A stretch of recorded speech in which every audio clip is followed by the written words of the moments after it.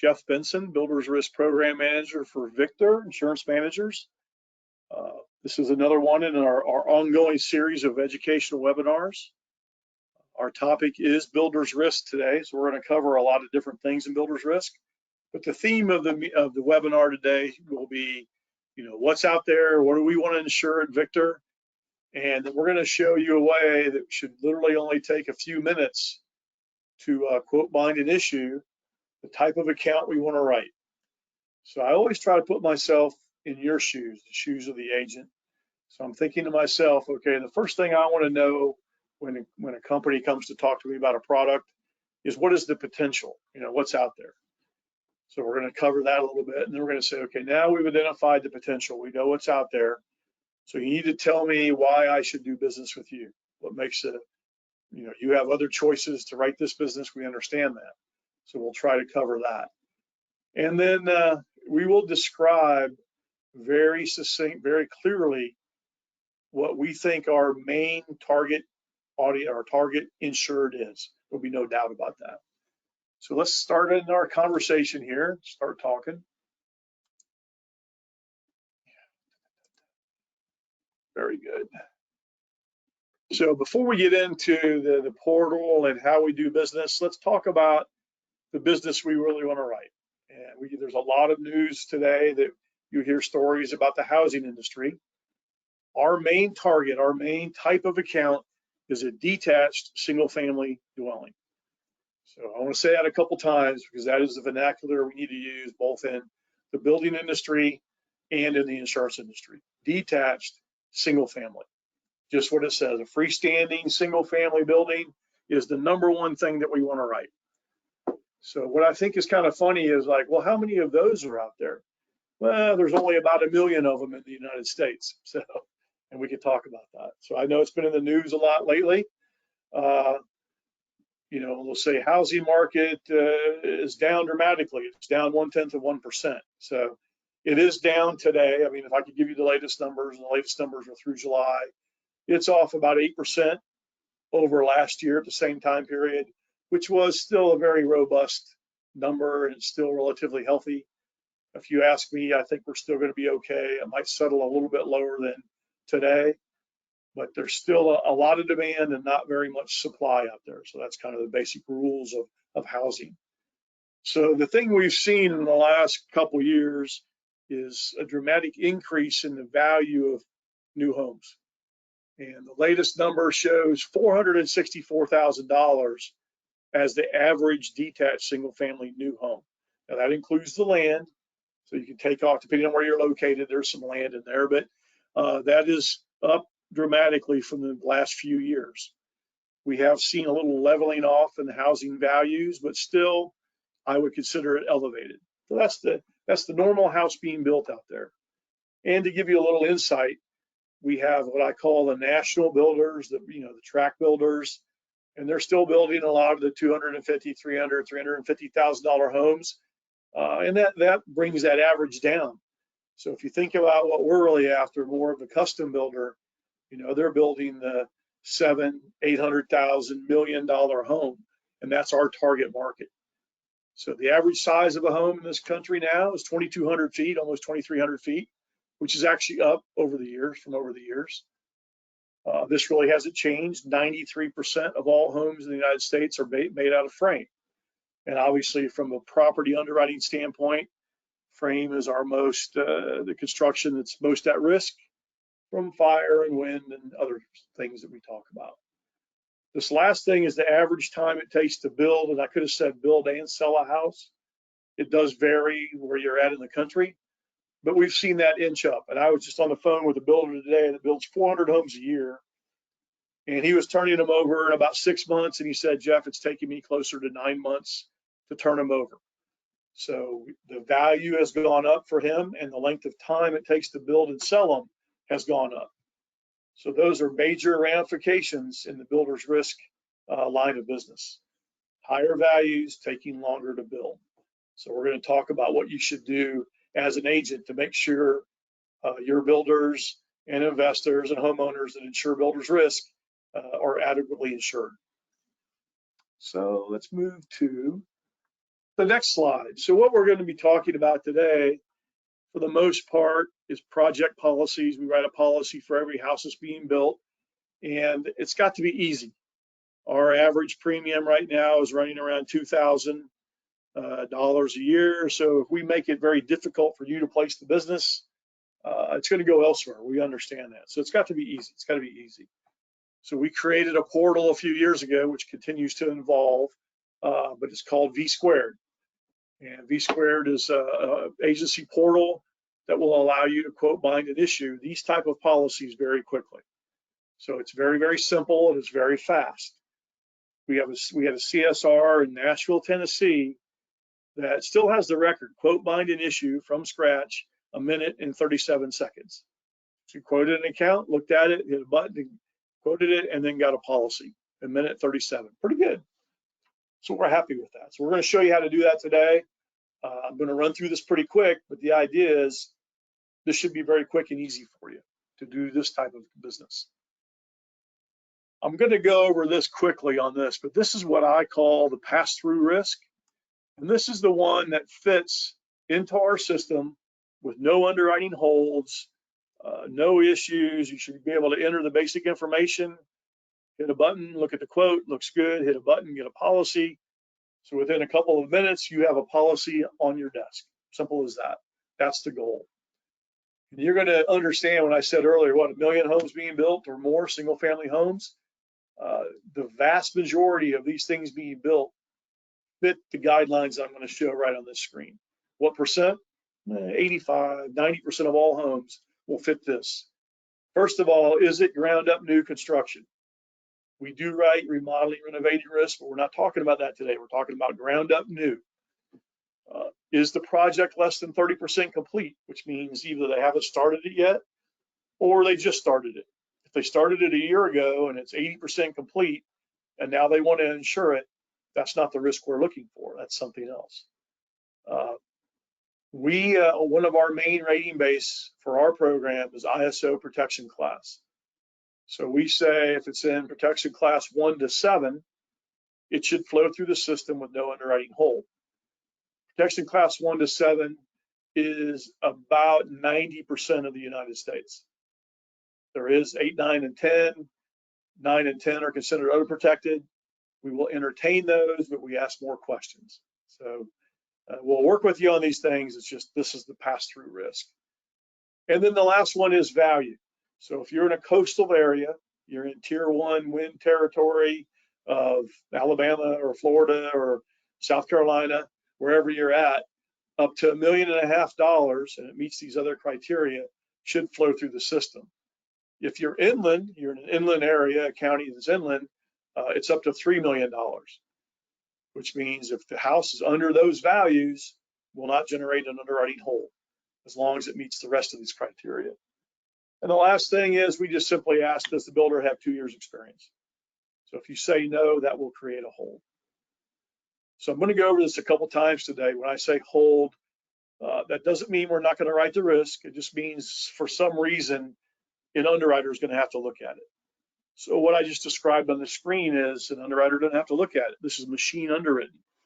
We have built the underwriting logic into the system. So you enter this information that we're going to go over in a minute, and the system will provide a quote for you. So it prices it. Pretty slick. Do this. So now we're going to look at, I kind of call it the landing page of the V Squared portal.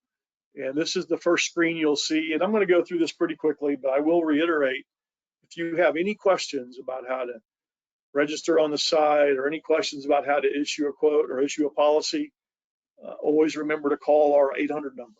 It's 800-944-7472. You probably hear me say that a couple times today. So, but don't hesitate to give us a call. And just a little tip, lately I've had a few agents complain and say, oh, your service is bad, Jeff.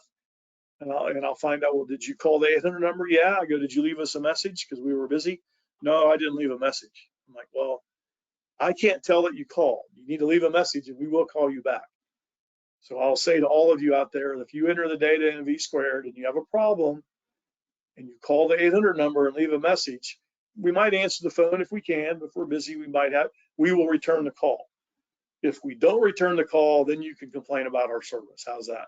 That's the deal I'll make with you. But by all means, give us a call. We want to help you out. So on this page, you can see it's kind of like a summary of what you're up to. Under the My Work, it's a list of all accounts you've ever done with us. Under the latest accounts, it's their status. You have some that are in quote phase, or they're on a hold, and that'll appear there. And when it says a snapshot of accounts currently with your underwriter, those are the ones that you put in and generated some type of hold. So you can look at them, and this will store this for you. So let's get into this. I'm going to run through this pretty quick because I don't think it's anything that's very complicated. Step number one is general information. And that's just what it says. This is the insured general information. Give us who it is, the mailing address, contact name. That's pretty much all you need on this screen. Tell us who the insured is. Once you do that, you'll hit this continue button at the bottom. Continue is the key. So hit the continue button, and you can see there's a navigation bar over here on the left that tells you what step you're on. The next information is the builder information. And the reason we separate insured and builder is sometimes we have an insured, which is the owner, but there's a builder involved too, hopefully. So we might need the information on the builder and the insured. Okay, so just a little tip, that's why sometimes it's a little different for builder's risk. So on the builder page, the same thing, the name, the address, zip code. 2 questions, 2 underwriting questions. Do they have 2 years experience? And have you had any losses in the last 2 years? 3 years, I'm sorry, any losses in the last 3 years. Those are simple yes, no, radio button questions. So now we move on. And we get to the key in builder's risk is the property under construction. I've had to talk to other underwriters, other lines of business, and I'm like, the main thing we're concerned about obviously is the experience of the builder. And the next thing we're most concerned about is where is this property located? We need to know that. So we need to know the property under construction. We need to know the address, city, state, zip, county. Other thing, and the reason I say county is the county is one of our key rating bases. We have protection class, and then we have county. And when you click on that down arrow, it gives you a list of all the counties in that state. And we're just saying pick one of those. Just a little tip there. We want to make sure this is ground up new construction, because if it's ground up new, it has a chance of flowing through the system. If it's a remodeling risk, whether it's remodeling only or remodeling an existing, you can click on it and enter the information, but those will generate an underwriting hold. Does not mean we don't want to write it. We're just going to ask some questions on remodeling. The next thing is the structure 1 to 4 family detached. Remember I said earlier, for the most part, we're looking for single family detached structures. We'll say 1 to 4 detached. What is the number of structures for this location? So at this address, is there one building, 2 buildings? What are we looking at? Many times there's a home with a detached garage, something of that nature. That would be fine. And then we ask, is the builder insuring anything else within 100 feet of this one? That's just a way of us to measure our accumulations. So if we're insuring a builder and they have 20 homes right next to each other, that could be an issue for us. If not, that's fine. We're just insuring this one. Next one is still more information about the property under construction. Nothing complicated here. The first thing is, what's this made out of? I already told you on single family, 93% are frame. So very rarely do we see the other types of construction on single family. If you're writing a commercial structure, yes, by all means, it could be any one of these construction types. It's a pretty clear explanation of what they are. It's right there. It's just a button. You click it. We ask what the protection class is. That's the ISO protection class. We ask a question about pilings. Is it on pilings? Is it tilt-up construction? All of these things doesn't mean we're not going to do it. It's just a way to fine-tune what's going on with this risk. Is it modular? Okay, we will entertain a modular home, but we're going to ask questions. Will it be occupied during construction? Obviously, ground up new, we would assume no. So that would probably be a no. Has there been any previous losses at this location? We do get storm damaged buildings submitted to us. If that's the case, doesn't mean we're not going to do it. We're just going to ask more questions. As the project started, you remember on that early screen, I said if it's 30% or less complete, still could flow through the system. So if you say, yeah, it started, what date did it start? As long as it's still less than 30%, and I think 6 months, it should be okay to flow through the system. We ask what the start date is and the completion date. And this is an estimate sometimes, so I just wanted, it's a way for us to kind of get an idea of how far along it is, not necessarily the effective date. Start date could be differently. So we know sometimes this is an estimate. Give us your best guess. I'm going to go through this pretty quickly, but this is a good little screen on coverages. This is our base coverage form right here. These are all the coverages that are included automatically along with their sublimits. And as you can see, the majority of them can be changed, but let's just assume for the sake of this pass-through risk, all of these limits are good. And I will say we're very proud of the number of automatic coverages and the size of these automatic sublimits. We think it's best in class. We have a very, very good coverage form. So if you left all of this the same, this is what you get. It's included in the price. So, and we'll do other webinars that really dissect all these automatic coverages. But what we're after today is just, this is very good coverage form. One of the best you're going to get. The next step is optional coverages. We get, I don't know exactly what percentage of all our accounts have optionals, but not as many as you would think. So if you don't need flood, you don't need quake, you don't need some of this other stuff, you can leave this screen blank or just leave it as it is. It defaults to no. So for the sake of these easy ones, we're going to say no, we don't need any optional coverages. The next screen is additional interest. Obviously, I would say 95% of the homes that we insure that are being built have a mortgagee or a lost payee of some kind. All you got to do is enter it here and click continue. And there you go. You've entered, you just did a quote. So you're going to see the screen and it's going to say generate quote, and there's the price. And so for the sake of this webinar today, you're going to say that price looks darn good. I think I want to issue it now. So you click that little box there that says select the issue. And by the way, everything we do is at 12 months. It defaults to 12 months. If you want a different time frame, different length of, you can do that. It's just going to generate a hold and we're going to look at it. So let's assume you like 12 months. So you click select the issue, you click continue. And then this is a tough one. You get to tell us how you want it billed. Do you want to direct bill it or do you want to agency broker bill it? You pick one or the other. We don't care. So you pick one and you hit continue. And there you go. Now we're looking at the step to issue the policy, telling you what the value is, what the deductible is. We'll assume the automatic coverages are all built in. That's good. And now you're going to pick an effective date. You pick an effective date and it will default to 12 months from that date. And then you're going to hit issue policy. So when you click on issue policy, guess what happens? You're going to have a policy on your computer sometimes within a minute. When I say a minute, 60 seconds, it's very, very quick. So a lot of these things, we've tried to speed this up to the point where it literally is seconds. Once again, if you ever have a problem doing a quote or issuing a policy, call that 800-944-7472.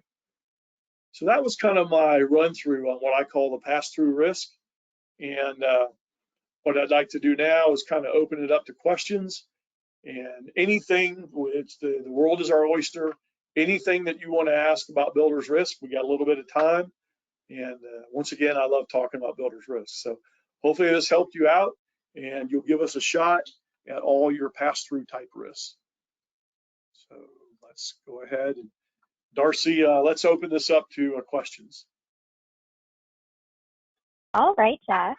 So first question is, so for the pass-through risk, you mentioned the risk needs to be less than 30% completed.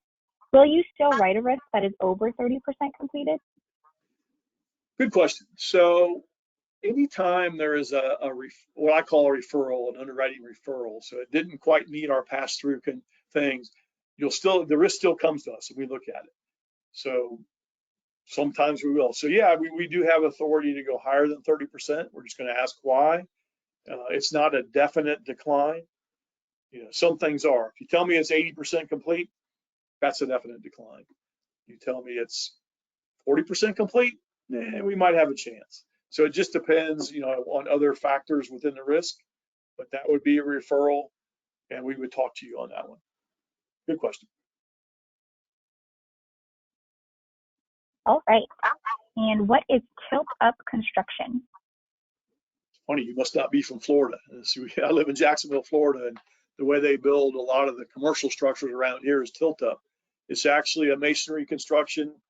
A lot of times they put the forms out on the job site. They pour the concrete, they let it settle, and then they come back with cranes and they tilt up the walls. So it's thus tilt-up construction. We see that it's pretty prevalent now. It's not a bad way to build something. I guess it's less expensive on the commercial side. I don't know if I've ever seen it on single family detached. That would be different, but it's more of a commercial type of building. And like I said, probably more prevalent in the Southeast, but good question. It is concrete, so that's good. But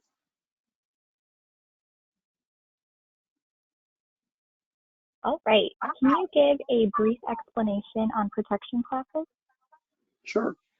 Get asked this question a lot too. I guess I've been in the property underwriting most of my adult life, so I just kind of knew about them all along. ISO, in their infinite wisdom back in the day, decided they were going to become the kind of the Bible according, or the world according to them, on public protection class. So they came out with a set of criteria, and this went countrywide. I can't remember exactly when they formed. So they have a set of criteria, and they said we're gonna classify every place in the country 1 to 10. You have protection class 1, which is the very, very best, and 10, which is the very least amount of protection. And we did a webinar on this once before. Maybe I'll do it again, but they have certain criteria like distance to the fire department. Are there working fire hydrants? What is the water flow? What's the rate of water flow? Those are some of the main characteristics. What determines protection class? What is the response time of the fire department? These are all factors that are coming into play. So then ISO deems an area to be protection class 3, which is good. So we're off and running. For our program, like I said, on the pass-through, 1 to 7 fits the pass-through. If it's 8, we're just going to ask some more questions. If it's 9 or 10, we have a whole set of questions we ask. Now in V squared, there is a cascading of questions. So if the risk is 9, another 5 or 6 questions will pop up, asking like distance to the fire hydrant or distance to the station. If it is truly unprotected, what's the nearest source of water? Maybe they're building the house on a lake. There's a volunteer fire department, they have pumper trucks. That helps us underwrite the risk. But just to give you an idea too, agents love to put, everything's a 1. Well, we've been doing this a long time, and about less than 3% of the United States is a 1. So don't be putting a 1 if you don't know what it is. I do get asked a lot. We don't provide protection class, but if you call me or call one of my underwriters, we can probably walk you through it, and we can get you close. Just a little tip too, if the fire station is over 5 miles from the risk, it is either a 9 or a 10. That's just one of those rules. It can't be over 5 miles and be anything other than a 9 or a 10. That's just the fact.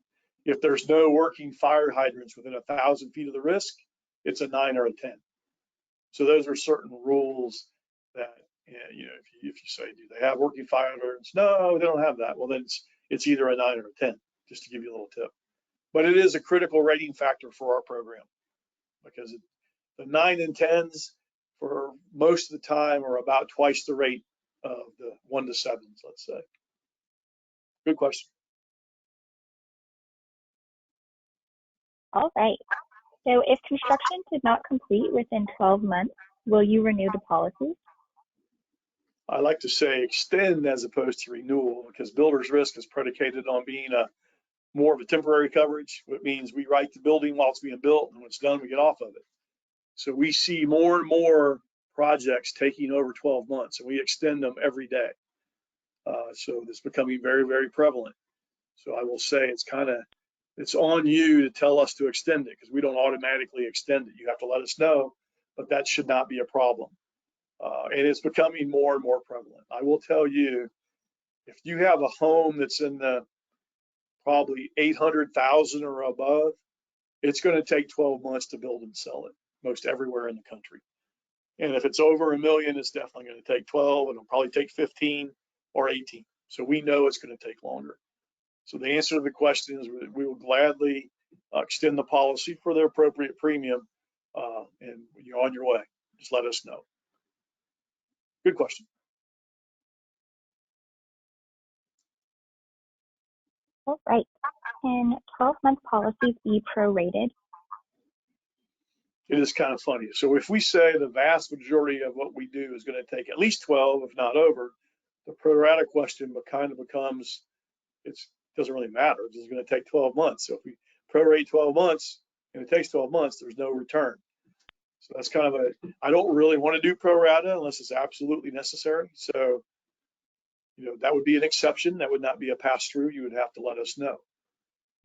Now, if it's a renovation policy and it's only going to take 6 months, we'll work with you on the proper term for that. So I guess the question is, if you want something like that, give us a call. We'll talk about it.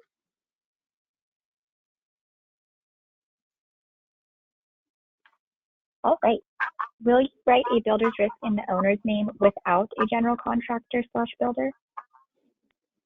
The short answer is no. We will write a builder's risk all day long in the owner's name, but we want to know that there's a builder / GC involved in the project, and we need to know that they have 2 years experience.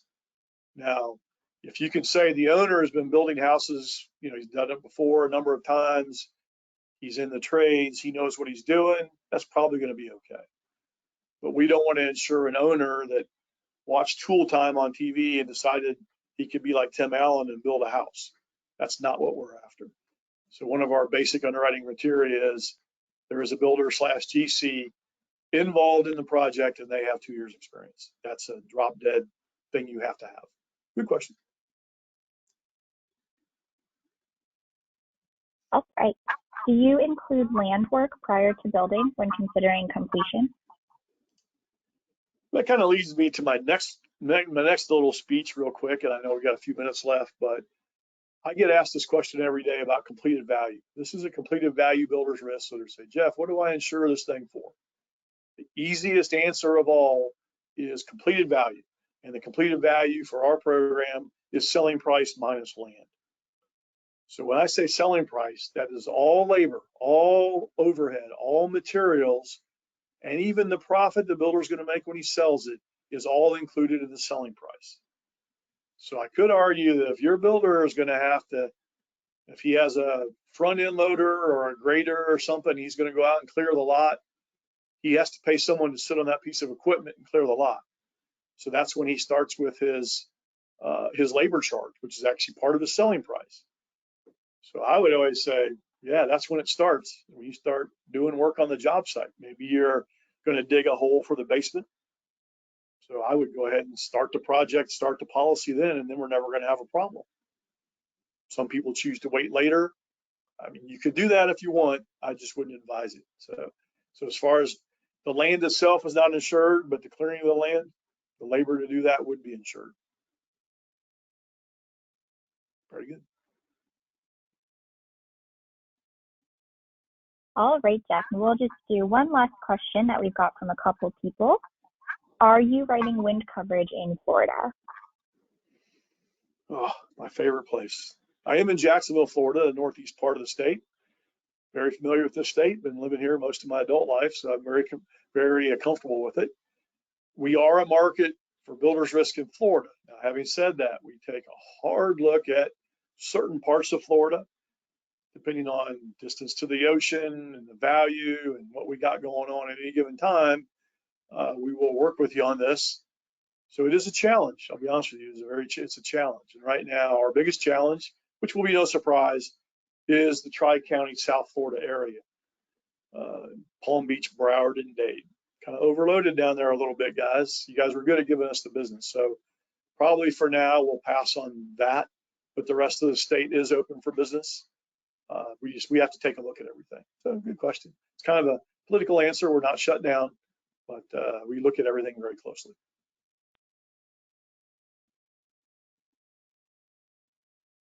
All right, and unfortunately we are at time, so if we did not get to your question, Jeff or someone on his team will be reaching out to you.